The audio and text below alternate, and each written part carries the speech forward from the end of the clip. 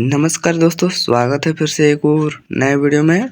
तो आज के इस वीडियो में हम लोग देखने वाले हैं मॉर्निंग असेंबली का कंटेंट, जो कि रहेगा आप लोगों का दिनांक 13 नवंबर 2025 का। चलिए आज का वीडियो शुरू करते हैं।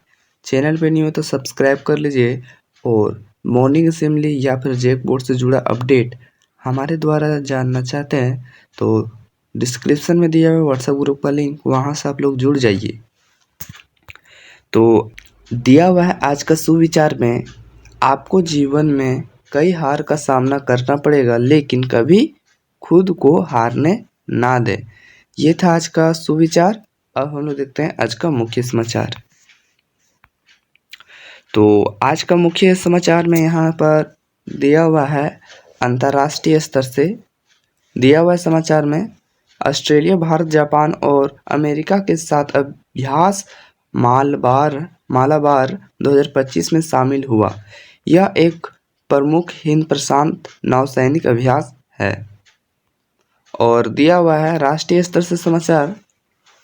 तो राष्ट्रीय स्तर से समाचार में दिया हुआ है यहाँ पर, एक्सपो सेंटर शारजाह में 44वें शारजाह अंतर्राष्ट्रीय पुस्तक मेले में 118 देशों के 2350 से अधिक प्रकाशक हिस्सा ले रहे हैं।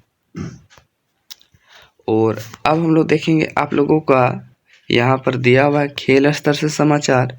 तो इसमें दिया हुआ है आप लोगों को, स्टार तीरंदाज दीपिका कुमारी और धीरज बोम्मा-देवरा ने टीम स्पर्धाओं में जगह बनाने से चूकने के बाद आज ढाका में एशियाई तीरंदाजी चैंपियनशिप की रिकर्व स्पर्धाओं में शानदार प्रदर्शन किया है। और यहाँ पर दिया हुआ है आप लोगों को, मतलब शिक्षा, कैरियर, टेक्नोलॉजी समाचार से।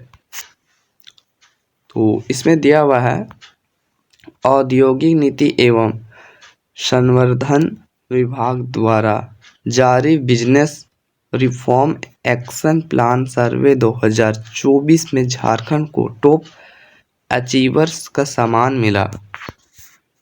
और यहाँ पर हम लोग राज्य स्तर से भी देख लेते हैं समाचार को। तो राज्य स्तर से समाचार में दिया हुआ है कि राज्य गठन के 25 वर्ष पूरे होने के उपलक्ष्य में मंगलवार से राज्य स्थापना समारोह शुरू हुआ है और झारखंड में 19 दिन 11 से 29 नवंबर तक चलने वाले समारोह में कई कार्यक्रम होंगे।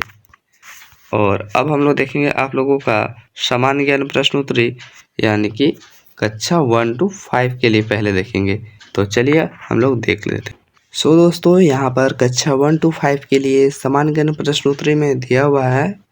तो इसमें पूछा जा रहा है पहला क्वेश्चन में कि उगते सूरज के रूप में जाना जाने वाला देश का क्या नाम है।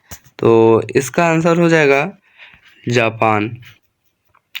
क्वेश्चन नंबर 2 में पूछा जा रहा है, 15 अगस्त 2024 को भारत अपनी स्वतंत्रता कितनी वर्षगांठ मनाएगा। तो इसका आंसर हो जाएगा आप लोगों को 77वां।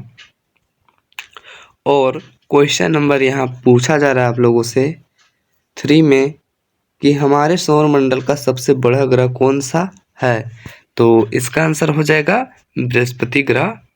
और क्वेश्चन नंबर यहाँ पर 4 में पूछा जा रहा है कि सर्दियों के बाद कौन सा ऋतु आती है। तो इसका आंसर हो जाएगा बसंत ऋतु आती है। क्वेश्चन नंबर 5 में पूछा जा रहा है, बिल्ली का बहुवचन शब्द क्या होगा। तो इसका आंसर हो जाएगा बिल्लियाँ हो जाएगा।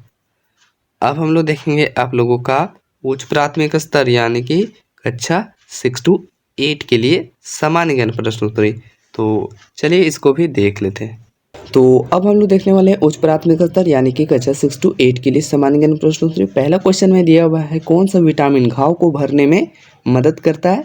तो दोस्तों इसका आंसर हो जाएगा आप लोगों का विटामिन सी, जो कि घाव को भरने में मदद करता है। अब हम लोग देखते हैं क्वेश्चन नंबर 2, प्रथम विश्व युद्ध की अवधि क्या थी। तो इसका आंसर हो जाएगा 1914 से 1918 ईस्वी। और क्वेश्चन नंबर 3 में पूछा जा रहा है कि एकमात्र सम अभाज्य संख्या कौन सी है। सम है लेकिन अभाज्य संख्या भी है, तो इसका आंसर हो जाएगा आप लोगों को कि 2। अब हम लोग देखते हैं क्वेश्चन नंबर 4। क्वेश्चन नंबर 4 में दिया हुआ है प्रकाश बल्ब का आविष्कारक कौन था, तो इसका आंसर हो जाएगा आप लोगों का थॉमस अल्वा एडिसन। तो ये था आंसर। अब हम लोग देखते हैं क्वेश्चन नंबर 5। इसमें पूछा जा रहा है भारत गणराज्य का सर्वोच्च नागरिक पुरस्कार कौन सा है, तो दोस्तों इसका आंसर हो जाएगा भारत रत्न। और हम लोग बढ़ेंगे आप लोगों का यानी कि 9 to 12 का माध्यमिक स्तर, तो चलिए उसको भी देख लेते हैं। तो हम लोग देखेंगे आप लोगों का माध्यमिक स्तर यानी कि कक्षा 9 to 12 का सामान्य ज्ञान प्रश्न उत्तर। पहला क्वेश्चन में पूछा जा रहा है छोटा नागपुर स्थल परगना आदिवासी सभा 1938 के संस्थापक कौन थे, तो इसका आंसर हो जाएगा आप लोगों को कि थियोडोर सुरीन। और क्वेश्चन नंबर 2 में पूछा जा रहा है हीराकुंड बांध किस राज्य में है, तो इसका आंसर हो जाएगा आप लोगों का उड़ीसा में है। और क्वेश्चन नंबर यहाँ पूछा जा रहा है आप लोगों से तीसरा में इंसुलिन की खोज किसने की, तो इसका आंसर हो जाएगा आप लोगों का फ्रेडरिक बेंटिंग और चार्ल्स हैरिक ने। और क्वेश्चन नंबर 4 में पूछा जा रहा है कि सर जॉन ब्रैडमैन ने किस खेल में अंतर्राष्ट्रीय ख्याति प्राप्त की है, तो इसका आंसर हो जाएगा आप लोगों को क्रिकेट में।